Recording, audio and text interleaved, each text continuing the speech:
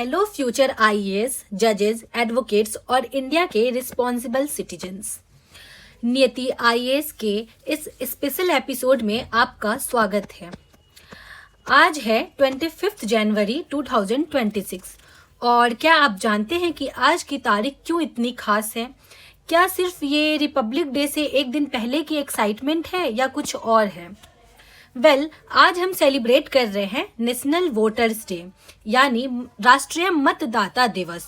और trust me, ये सिर्फ एक डे नहीं, ये हमारे डेमोक्रेसी की जान है, हमारे फ्यूचर की गारंटी, यानी कि हमारे एक सेफ फ्यूचर को ये सिक्योर करता है और गारंटी लेता है कि हमारा जो फ्यूचर होगा वो सेफ होगा।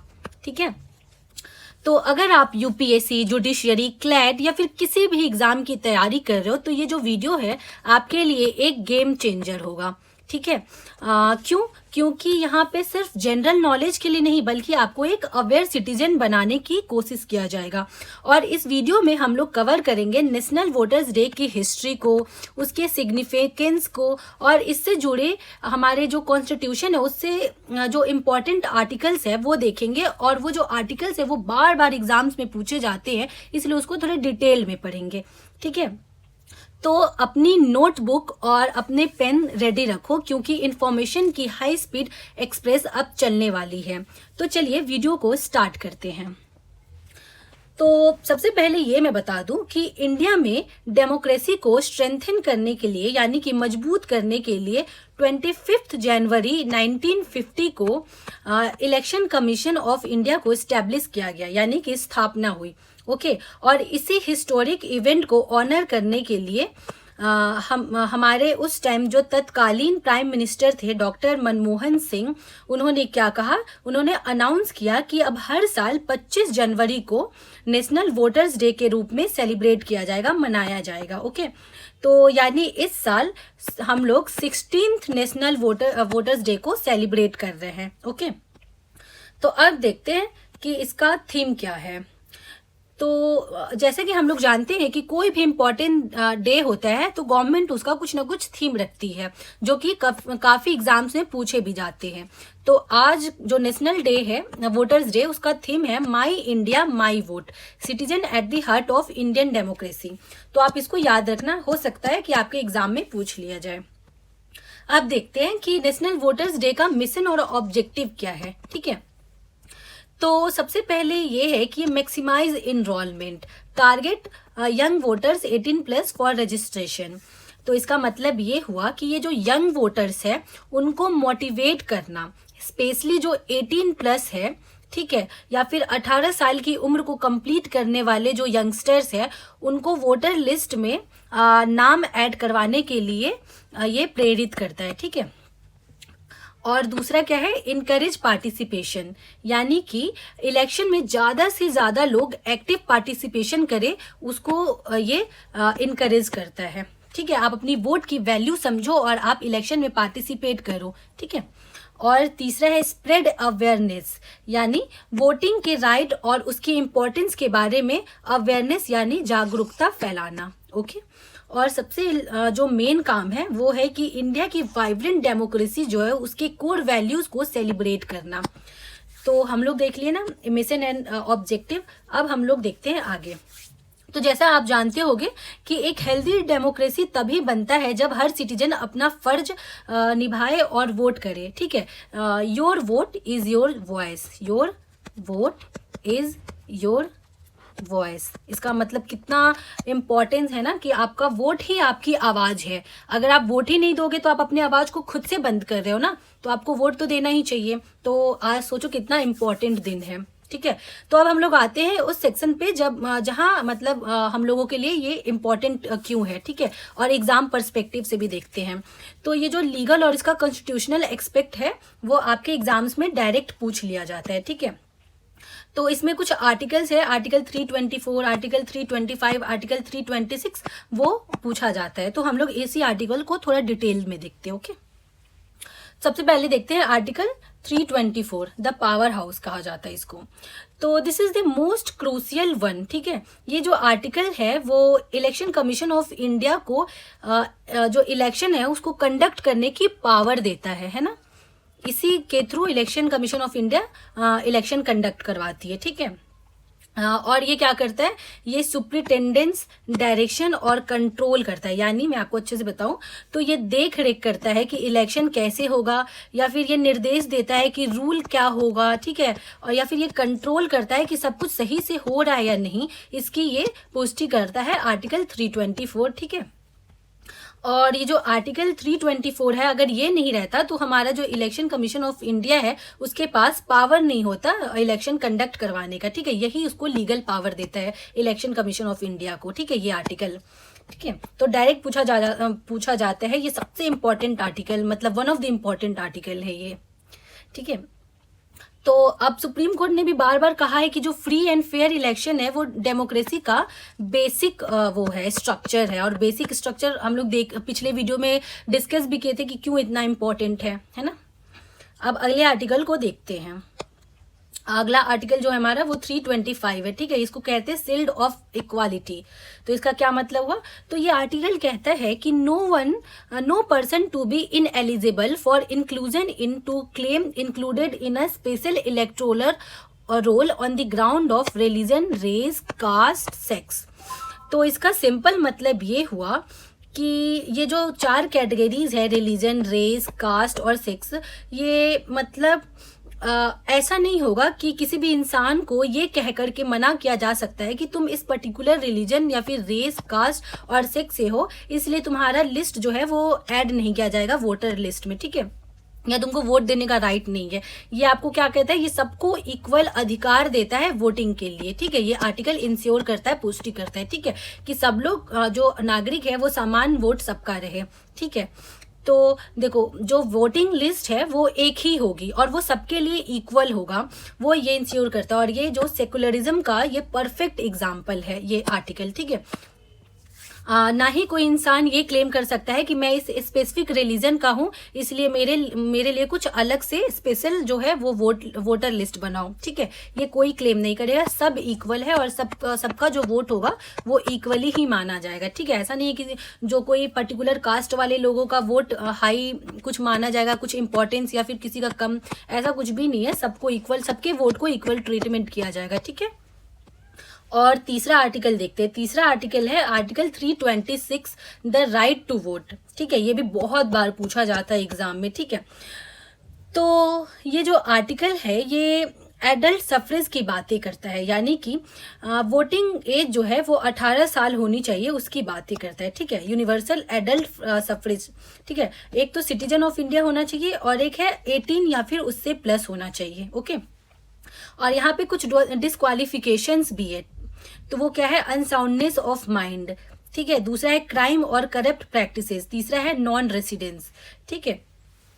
तो ये तीनों जो, अगर कोई इंसान है मेंटली अनसाउंड है, मेंटली डिस्टर्ब है, उस तो वो डिस्क्वालिफिकेशन हो जाएगा, क्योंकि उसको सोच समझने की क्षमता ही जब उसमें नहीं है तो वो किसी को क्या ही वोट देगा, है ना। और कोई क्राइम किया है या फिर करप्ट प्रैक्टिसेस कर रहा है तो उसको तो वोटिंग राइट्स मिलेगा ही नहीं। या फिर कोई जो नॉन रेसिडेंस है ना, जैसे अब बिहार वाले आकर जाकर तमिलनाडु में नहीं कर सकते हैं ना, तो जो जहाँ के रेसिडेंस रहेंगे वहीं पर वोट करेंगे, ओके।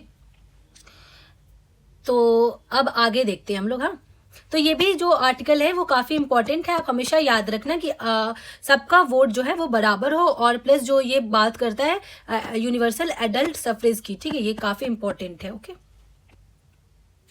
तो एक बहुत ही इंपॉर्टेंट अमेंडमेंट है जो बार बार एग्जाम में पूछा जाता है, चाहे यूपीएससी हो या फिर जुडिशरी का एग्जाम हो, वो है 61st कॉन्स्टिट्यूशनल अमेंडमेंट जो 1988 में आया था।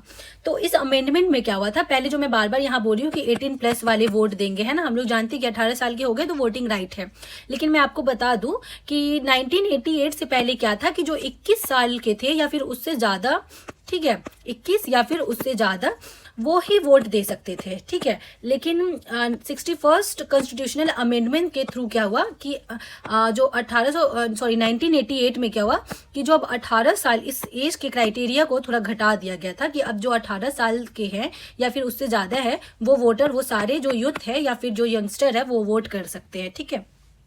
तो ये काफी इंपॉर्टेंट हुआ ना एग्जाम के लिए, याद रखना। 61st अमेंडमेंट एक्ट 1988, इसमें क्या हुआ था, 21 ईयर्स को घटा के अब 18 ईयर्स कर दिया गया है। ठीक है, अब हम लोग दूसरा देखते हैं।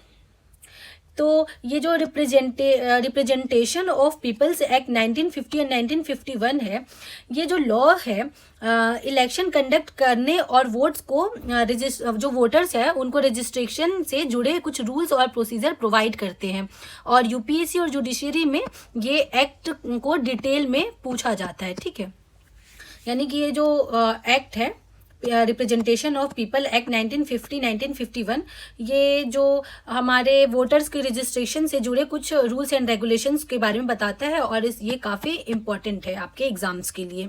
और ये दूसरा जो है मॉडल कोड ऑफ कंडक्ट, ये एक कॉन्स्टिट्यूशनल प्रोविजन नहीं है। ठीक है, लेकिन ऑल्दो इसको कहाँ से पावर मिलता है, तो इसको आर्टिकल 324 से पावर मिलता है। किस लिए, कि इंडिया में सेफ मतलब फ्री और फेयर इलेक्शन हो सके। ठीक है, अब देखते हैं कि योर वोट इज मतलब वाई योर वोट मैटर्स, आपका वोट मैटर क्यों करता है। तो मैं बता दूं कि आपका जो एक वोट है वो बहुत पावरफुल है। ठीक है, और मतलब फ्रेंड्स, इलेक्शन सिर्फ पॉलिटिशियंस के लिए नहीं होते हैं, ये हमारे लिए होते हैं। एक वोट से क्या होगा, आपके मन में हमेशा आता होगा ना कि यार एक वोट क्या ही होगा, कुछ बिगड़ थोड़ी जाएगा। तो मैं आपको बताऊं कि हिस्ट्री में ऐसे बहुत सारे एग्जाम्पल्स हैं जहां एक एक वोट ने सत्ते को पलट दिया है। ठीक है, या फिर रिजल्ट को पलट दिया है। ठीक है, तो इमेजिन कि आपको एक बेटर इंफ्रास्ट्रक्चर चाहिए, है ना, आपको एजुकेशन चाहिए, जॉब चाहिए, अच्छी रोड्स चाहिए, है ना, आपको अच्छा हेल्थ सर्विस चाहिए, है ना, या फिर जॉब अपॉर्चुनिटीज चाहिए, तो वो कौन प्रोवाइड करेगा आपको, है ना। तो वो वही लोग प्रोवाइड करेंगे ना जिनको आप वोट देकर पावर में लाते हो, है ना। तो आपका वोट ये डिसाइड करेगा कि आपका जो शहर है या फिर आपका स्टेट है या फिर आपका देश का फ्यूचर कैसा होगा। तो अब आप अपने एक वोट के पावर को तो समझ ही गए होंगे, है ना।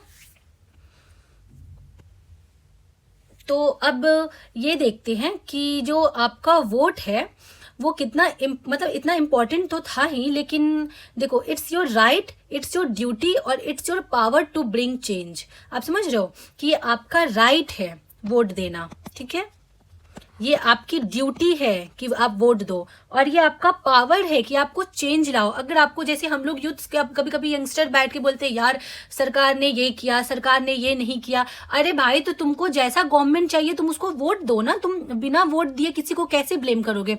अगर तुमको ये गवर्नमेंट से कुछ शिकायतें हैं तो तुम उसको हटाओ, अगली बार दूसरे को लाओ, है ना। तुम्हारे पास तो पूरा पावर है, तुम अपने पावर का यूज करो, है ना। तो कंक्लूजन क्या है दोस्तों, कि जो नेशनल डे है, नेशनल वोटर्स डे है, वो सिर्फ एक होली डे नहीं है, ये हमारे डेमोक्रेसी को स्ट्रेंथन करता है। ठीक है, मजबूत करता है, और अपने जो आप वोटिंग राइट्स है उसको जानो, समझो और उसको यूज करो, है ना। सिर्फ जानने और समझने से कुछ नहीं होता है, उसको यूज करने से होता है। तो अगली बार वोट देने जरूर जाना। ठीक है, और आज हम लोग क्या क्या कवर किए, तो नेशनल जो वोटर्स डे उसका हिस्ट्री देखे, उसका एस्टेब्लिशमेंट देखे कि क्यों ये सेलिब्रेट किया जाता है, इसका ऑब्जेक्टिव देखे। ठीक है, आर्टिकल 324, 325, 326 को देखे, एक इम्पॉर्टेंट अमेंडमेंट को देखे। ठीक है, और सबसे इम्पोर्टेंट कि आपकी जो वोट है वो आपकी पावर है। ठीक है, तो एक शॉर्ट समरी देख लेते हैं। तो डेट क्या है आज का, तो 25 जनवरी। ठीक है, और ये क्यों होता है सेलिब्रेट नेशनल वोटर्स डे के लिए, तो ये जनवरी 25 1950 को इलेक्शन कमीशन का इस्टेब्लिशमेंट हुआ था, उसी को सेलिब्रेट करने के लिए नेशनल वोटर डे सेलिब्रेट किया जाता है। ओके, और आर्टिकल 324 क्या कहता है, ईसीआई को कंट्रोल देता है, डायरेक्शन और सुप्रिटेंडेंस देता है, एक फ्री और फेयर इलेक्शन हो सके इंडिया में।